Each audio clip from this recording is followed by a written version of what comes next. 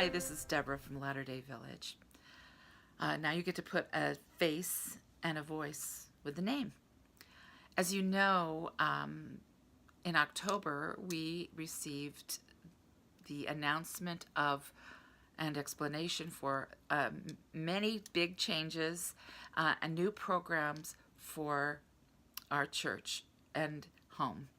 And it was announced before it actually was explained the details of that it was coming.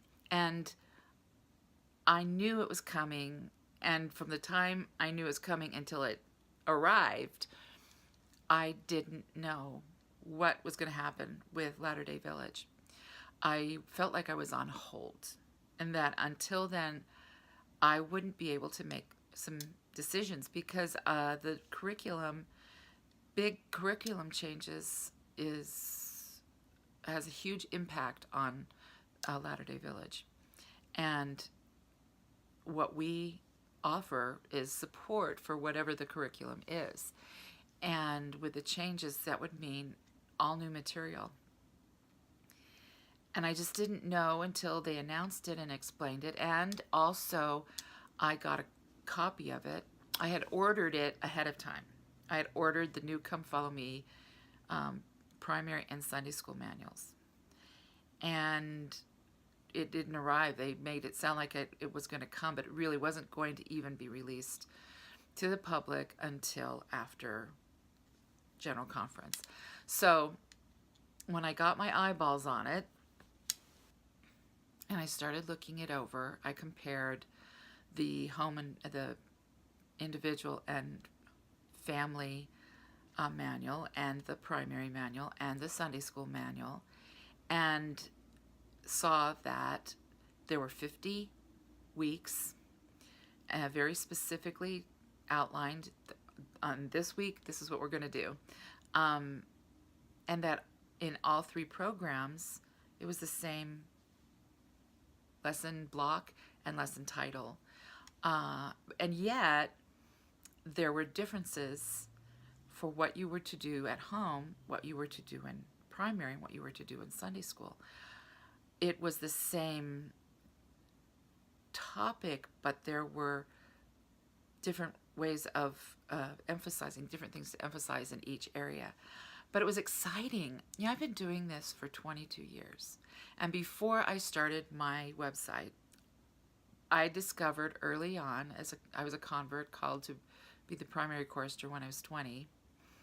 And it was like, I didn't know what primary was. Didn't know anything about it.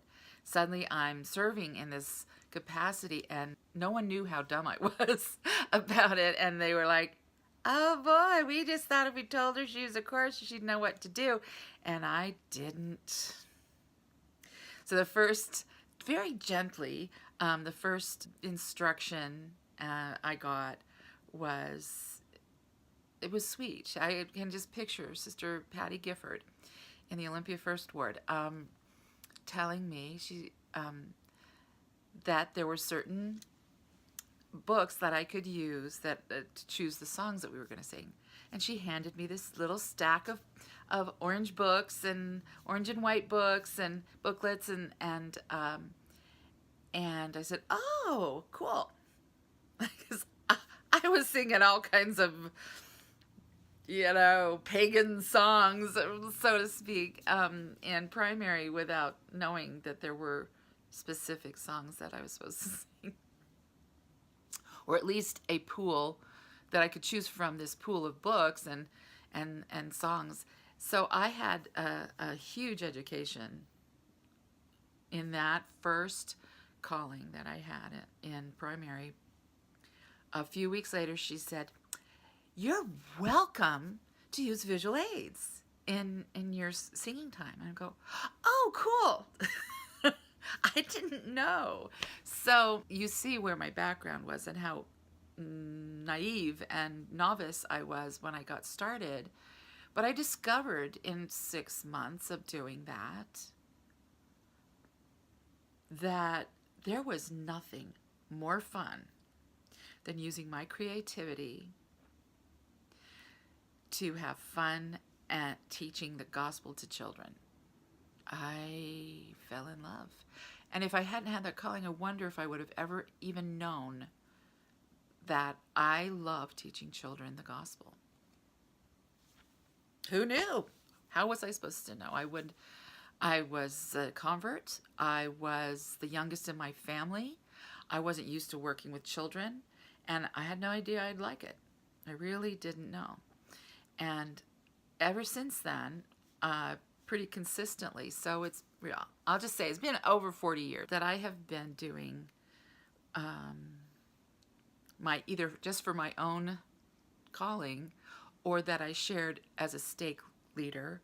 And then I started my website 22 years ago. Within a few years, I was called to be the stake music leader. And I decided to share my ideas with my whole stake. So what I would do is I'd get the new music for the new year. We'd get the outline, and there would be certain songs that we were supposed to introduce throughout the year, and I would just really quickly think of an idea for each song. And it just I'd look at the title, I'd look at the words, I'd sing through it, and by the time I'd done that, I had an idea. That's how quickly it came. And it happened year after year after year after year.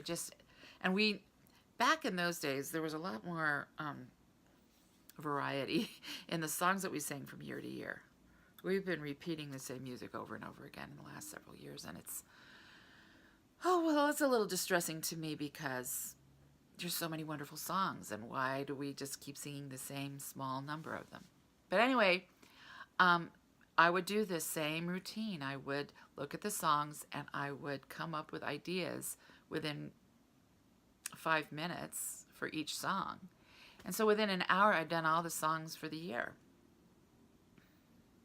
At least the basic idea. And I'd write it down just in pencil on a piece of paper. And then I relaxed, because when it came to preparing this material for that particular song, I already knew what I was going to do, and it just all came together really easy. And this is how it was for me. And it's been for me for years. And knowing that the curriculum was going to change, everything I've been through a lot.